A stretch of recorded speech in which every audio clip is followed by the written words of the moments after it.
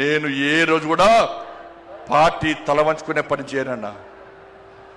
ఇలా పార్టీ కోసం పనిచేస్తాం మేమందరం కూడా.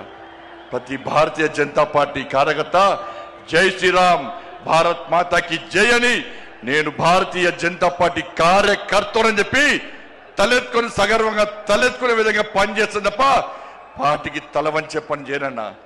చాతగాని మూర్ఖులు, ధైర్యంగా రాజకీయంగా ఎదుర్కోలేని దద్దమ్మలు ఇలా ఏదో చేసి బండి సంజయ్ని గాని భారతీయ జనతా పార్టీని ఇబ్బంది పడితే నేను ఫామ్ హౌస్ లో ఎలుకని కాదన్నా, నేను నా అయ్య పేరు చెప్పి రాజకీయాలు రాలేదన్నా, నా తాత పేరు చెప్పి రాజకీయాలు రాలేదన్నా, ఏదో జెండా పెట్టి ఎత్తే రాలేదన్నా.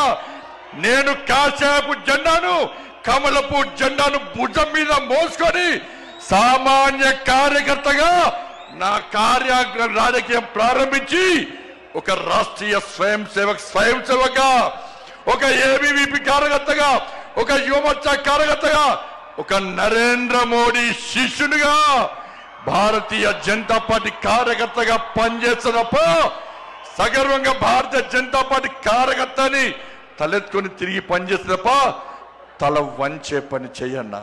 నన్ను నమ్మండి అన్నా, తప్పుడు ప్రచారం నమ్మకండి అన్నా. మా ఎంబడి ఉండండి, ఇక వదిలిపెట్టే ప్రసక్తే లేదు.